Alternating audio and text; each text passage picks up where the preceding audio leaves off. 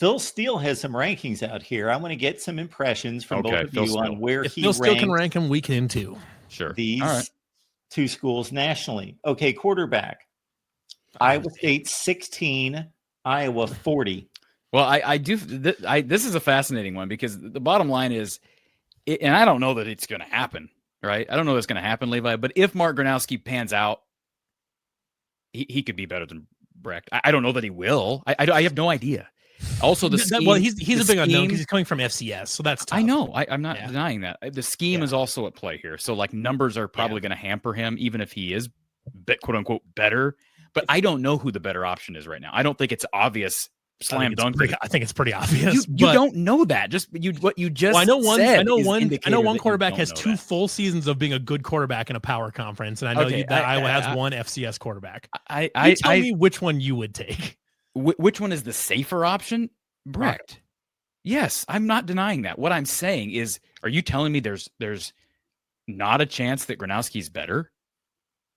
You think there's no chance that Gronowski ends up being better? I think Gronowski can be better for Iowa than Rocco. No, that's not what I'm asking. That's not what I'm asking. But that's what I'm telling you. I'm telling you within the respective systems, if you swapped them today, right, Gronowski would probably be better in Iowa State system than he would be in Iowa. So let me assume. Okay, well, I'm not talking about system. We're talking about position, player versus player, same position.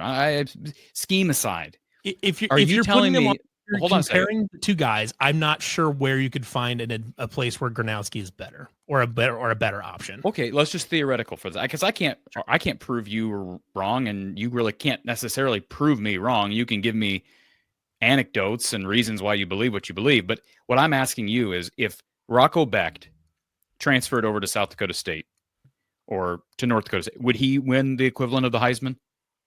Would he win in that? I mean, because that's something that he does. Like, that's whether you want to downplay it because it's FCS or not, and I understand that it is FCS. He still did. That's a major accomplishment. It is, and there have been guys. Cam Ward's a perfect example. And had he not sat out the second half of that game against your boys, you probably know what would have happened. But the bottom line is, guys do jump up a level, and it does resonate. It does carry over. So I'm not saying it will, but I'm saying it does happen. I think the difference, though, is that in relative to like their level, South Dakota State had better pass catchers than Iowa does and a better scheme. Again, I'm not talking about what the numbers will look like. I'm talking about who the better player is. I'm not talking about what they have around them. But what I'm saying, though, it's important, because how good a quarterback is very dependent on the offensive line, who they have to catch the ball.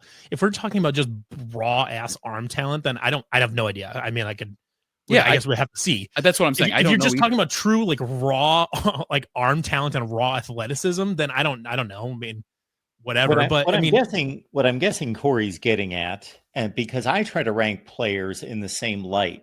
Let's take an obvious example. Tom Brady's the best quarterback in the NFL circa 10 years ago. If he suddenly got traded to the very worst offense in the NFL, he's still the same guy. And you still have to try to look through that if you're going to rank him as a quarterback. Sure. I think right now, if you were building a team and you were picking one of these two guys, I think it would be silly to not take Rocco, given that he has an extended body of work to go on. I don't know that I'd say I understand your optimism, because Gronowski is probably good enough to be the best Iowa quarterback since CJ Beathard, probably.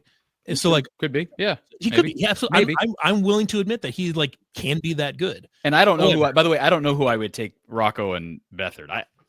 I don't know. I mean, two Rocco different eras. That's tough. Yeah, it's tough. So Beathard had such a small sample size. It's kind of making my point. You're kind of making my point. What? Like, if you say he's the best since CJ Beathard, and you don't know who you take. I'm saying he's talented enough that he could be. So that's why he's like got a huge bar to clear. That's why I'm saying he could be better than Rocco Becht. I'm not saying he will be, but he could be. Sure, yeah. And yes, I guess. Hey, we agree on something. How about that? The possibility exists he could be better than Rocco, but right now he is not. Sounds like he. By the way, and I don't care anything about this, but I'm going to bring it up just to ruffle feathers. Sounds like he really impressed at the Manning Passing Academy. But I remember a couple of years ago, who was a counselor at the Manning Passing Academy? Mr. Rocco Becht. Rocco Becht. Yeah, but I don't care about the Manning. Let me finish what I'm saying. I don't care about the Manning Passing Academy. I remember a couple of years ago when Spencer Petras, he just tore it up at the and they had this video of him throwing without a pass rush, throwing 50 yards down the. You remember this video? that went viral, and all the fans. Well, there was just one. I remember. I can't remember what salivating channel over it it. was, but someone put up a video that said like Patriots next John Elway, and I've got that YouTube Yeah. thumbnail saved in my phone because it's so funny. So my point is, I don't care what he did at the passing academy. Yeah. It was good to see him throw, because he did have the shoulder issue. So it was good to see him throw, and it looks like he's back to full strength. So that's positive. I'd take that away from that little video there. But yeah, I would probably, Mark, I'm fine with giving Rocco Becht the nod there. I don't know that it's definite, but based on what we have and what we know, and I think there's still some question until we see him on the field. I'm going to question health because Iowa's had so many problems with quarterbacks staying healthy of late, including the last guy that transferred over. So that had a lot of expectations. Fortunately for Gronowski, he's a lot more mobile than Cade is, so that helps him a little bit. Yeah, he's a better athlete. He's definitely more mobile for sure. Yeah, he's a better athlete. I was watching tape of him again the other day, and he reminds me more and more. I remember, Mark, when we were talking about the potential of Iowa landing Bo Perbula, and I remember comparing him to Trace McSorley. Gronowski's got maybe not a Trace McSorley so much as maybe like a Sean Clifford, maybe not quite as quick as Sean Clifford, but I always thought McSorley was more, he's a smaller guy, first of all, than Sean was. But like, I think Sean was probably the better athlete. I could be wrong on that. I'd say the same thing about Gronowski. Better athlete than Cade. I don't know that he's a better athlete than Bo Perbula, but it doesn't matter at this point anyways. But I don't think I was going to start running tons of read options with him or anything like that. But he's good enough to not be like an actual statue in the pocket. I think you're going to see more. I think you're going to see more quarterback runs for sure, because it's not his. By the way, this other thing about I think they'll see the designed quarterback runs. Yes, absolutely. We haven't seen that from Iowa in a very long time. They ran some last year without any. Keep in mind who'd they have last year at quarterback? Was it the Northwestern kid? Yeah, you had Sullivan, but every quarterback that set foot in the field got injured, got hurt, and we still saw. We should run the quarterback, maybe. Well, but I'm saying Gronowski is not carrying a lower body injury into the season. He's carrying a shoulder injury that we hope is recovered. Yeah. But Cade McNamara's were lower leg. I think Sullivan's was his wrist. Is Sullivan still on the roster? Is he the backup? Tulane. Okay. He transferred to Tulane. Who is Gronowski's backup? Just somebody. Yeah. No, it's not. Well, it's like Iowa State's. You were just every year I had to hear about how great JJ Cole was, and now where's he at? Is he at Abilene Christian? Appalachian State. He's at App State. Well, good for him. But yeah, I don't know who the backup is. It might be Hank Brown. It could be Jackson. Do you know who that is?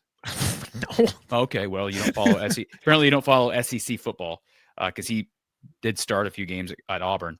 So, anyways, moving on. It could be Jackson Stratton, the transfer from Colorado State, who did start a game against Maryland last year. And who am I missing there, Mark? It could be Jeremy Hecklinski from Wake Forest, who is a very good athlete. They're stronger in that room than they have been in a long time, Levi. Now, I'm not saying that it's going to matter because depth is depth unless you get hurt, especially at that position.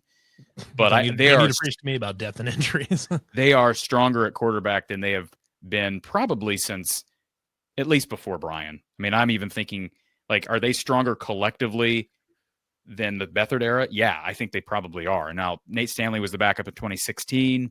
It's a good backup, but I don't think they had anything behind him. Right backups, didn't he? John Winkie?